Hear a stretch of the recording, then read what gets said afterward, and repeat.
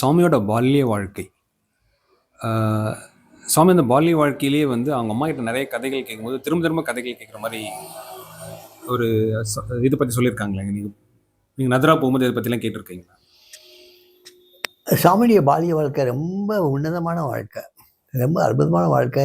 எல்லாருக்கும் அந்த மாதிரி வாழ்க்கைய பத்தி கேள்விப்பட்டாலே பொறாமையா இருக்கும். சிறு குழந்தையா இருக்கும்போது, அந்த ஊருக்கு தலைவருடைய மகன். ஆனா, அந்த பிரிவிலேஜ் எதுவுமே எடுத்துக்காம, எல்லாரோடையும் சகஜமா பழக, எல்லாருக்கும் வேண்டிய உதவிகள செய்ய, அங்க அந்த ஊர்ல ஒரு பழக்கம் உண்டு.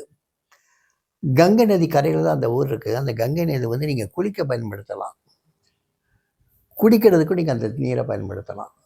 ஆனா, மத்த காரியங்கள், அதாவது நீங்க பாத்திரம் துலக்கிறதுக்கோ, மத்த நீங்க இயற்கை உபாதை கழித்து நீங்க வந்து மத்த இதுக்கு பயன்படுத்தக்கூடிய தண்ணீரையோ, அத பயன்படுத்தக்கூடாது. அதுக்கு ஒரு கிணறு இருக்கு. அந்த கிணத்துல தான் நீங்க தண்ணி சேந்திக்கணும். ஸோ கங்கைய வந்து நீங்க பாழடிக்கக்கூடாது.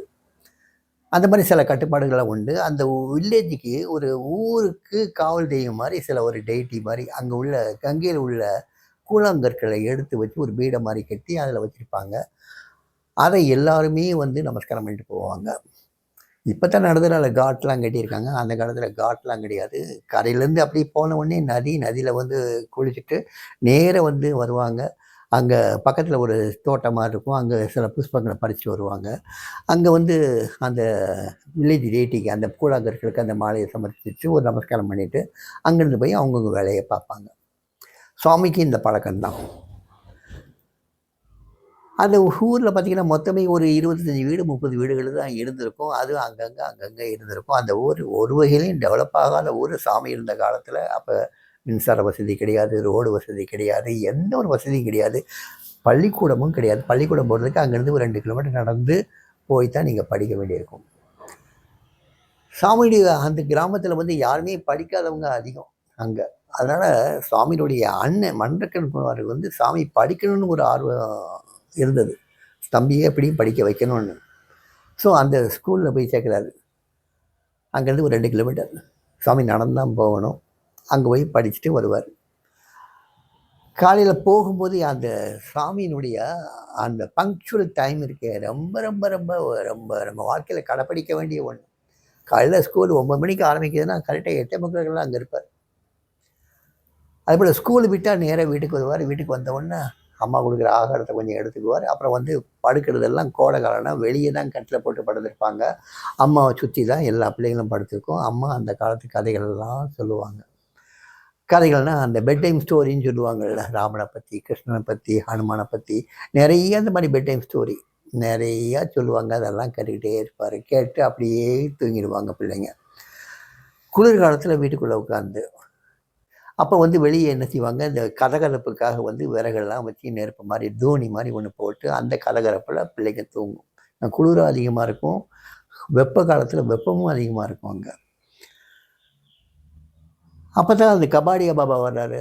கபாடியா பாபா வரும்போது எல்லா குழந்தைகளும் அவரை பார்த்து பயப்படுவாங்க. ஏன்னா அவர் வெறும் கௌபீனம் அணிஞ்சிட்டு ஒரே உடம்புலாம் வெறும் உடம்பா ஒரு பெரிய மண் கலையத்தை மட்டும் வச்சுட்டு வருவார். பிச்சாதே பிச்சாதேன்னு, பிச்சை கொடு பிச்சை கொடுன்னு. எல்லாருமே பயந்து ஓடும்போது சாமிக்கு மட்டும் அவரை கண்டா தனி ஈர்ப்பு இருக்கும். தனியாக அவரை கண்டாவே ஒரு விதமான பிரியம் அவருக்குள்ளே வரும். இவர் மட்டும் தைரியமாக வீட்டில் போய் அம்மாட்ட கேட்டு ரொட்டி எடுத்துகிட்டு போய் அவருக்கு ரொட்டி கொடுப்பாப்புல. அவர் கேட்குறது ரொட்டி தே ரொட்டி தேன்னு தான் கேட்டு வருவார். ரொட்டி கொடுத்தோன்னா அவரை பார்த்து சாமியை பார்த்து அவர் ஒரு அப்படி ஒரு ஒரு ஆனந்தமாக சிரிப்பார். அந்த சிரிப்பில் சாமி மயங்குவார். அதுக்கப்புறம் கங்கா பிரதட்சணம் பண்ணக்கூடிய சாதுக்களை பார்ப்பார். அவங்களுக்கு வேண்டிய ஆகாரத்தை கொடுப்பார். அங்கே வீட்டில் ஆகாரம் இல்லைன்னா 4 இடங்கள் 4 வீடுகளில் போயிட்டு ஆகாரம் கேட்டு வாங்குவார். இல்லாட்டா அங்கிருந்து அவரே உரிமையோடு எடுத்து வருவார். எடுத்து வந்து அங்கே உள்ள சாதுக்களுக்கு பகிர்ந்து கொடுப்பார். அவங்க சொல்கிற கதைகள் எல்லாம் கேட்பார். அவங்கள்ட்ட நீங்கள் எங்கேருந்து வரீங்க, அவருக்கு என்ன தெரியும்? அப்போ மேற்கே எங்கிருந்தோ வர்றாங்க, கிழக்க எங்கேயோ போகிறாங்க, நதிக்கரையமா போகிறாங்க. அவங்க எதுக்கு போகிறாங்க, என்ன செய்கிறாங்க, எதுவுமே தெரியாது. ஆனால் அவங்கள பார்த்தா அவ்வளோ சுதந்திரமாக எப்படி வாழ்கிறாங்கங்கிற ஒரு தாக்கம் அவருக்குள்ளே இருக்கும். எந்த ஒரு இது இல்லாமல் எப்படி போகிறாங்க, எங்கே சாப்பிடுவாங்க, போகிற வழியில் அவருக்கு ஒன்றுமே கிடைக்காது, எப்படி இருப்பாங்க, எப்படி நடப்பாங்க, இந்த கேள்வியெல்லாம் வரும். இதெல்லாம் கபாடியா பாபாட்ட கேட்டு தெரிஞ்சுக்குவார். கபாடி பாபா அந்த கங்கை நதிக்கரையை ஒட்டி ஒரு சின்ன குடிசை மாதிரி போட்டு அங்கே ஒரு நெருப்பு தூணி மாதிரி வச்சு அதில் நெருப்பு மூட்டி அதில் தான் உட்காந்துட்டு இருப்பார். சாமி அவர் கூட உட்காந்துட்டு இருப்பார்.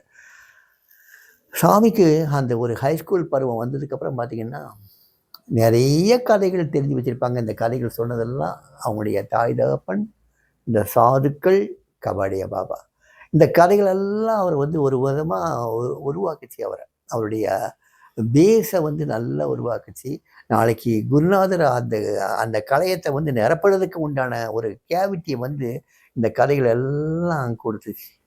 இந்த கதைகள் எல்லாம் கேட்டு, கேட்டு, கேட்டு வளர்ந்ததுனால, சாமி மனசுல ஒரு வைராக்கியம் என்னன்னா, தான் என்னைக்குமே வந்து அந்த தெய்வங்கள மாரியே இருக்கணுங்கிற ஒரு ஆசை.